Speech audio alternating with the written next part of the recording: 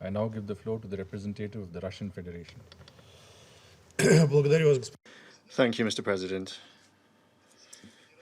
The Russian Federation firmly condemns the 26th of August terrorist attacks near the airport of Kabul, as a result of which hundreds of people were killed. We express our condolences with the loved ones and those close to the victims, and we wish a swift recovery to those who were injured. At the same time, we were forced to abstain during the vote on the draft Security Council resolution on Afghanistan. We did this because the authors of the draft ignored our principled concerns.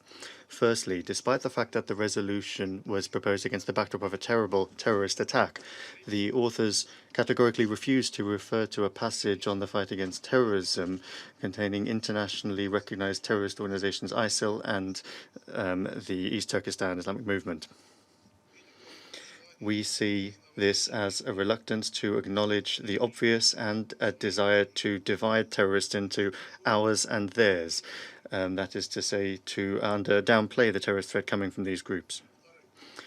Secondly, during the negotiations, we underscored the unacceptability of the negative impacts of the evacuating qualified Afghan specialists on the Afghan economy. In the conditions of this brain drain, the country will not be able to achieve the Sustainable Development Goals. These elements that are important for the Afghan people were not reflected in the text. Thirdly, the authors ignored our proposals to include in the document references to the harmful influence of the freezing of Afghan financial assets on the economic and humanitarian situation in the country, as well as the vital need to provide humanitarian assistance to Afghanistan strictly in accordance with the guiding principles of the UN enshrined in Resolution of the General Assembly 4682.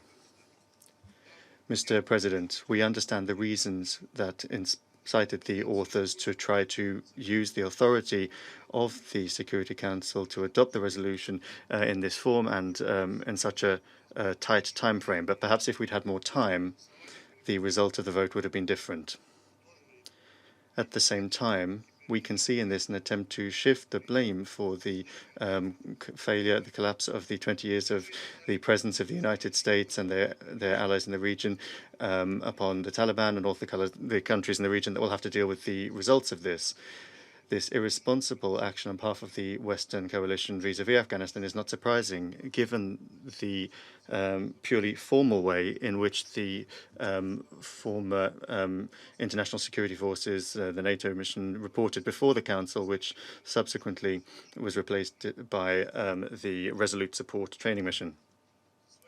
For our part, the Russian Federation has consistently called for a peace, safe and prosperous Afghanistan on whose territory there would be no terrorist or drug threats emanating.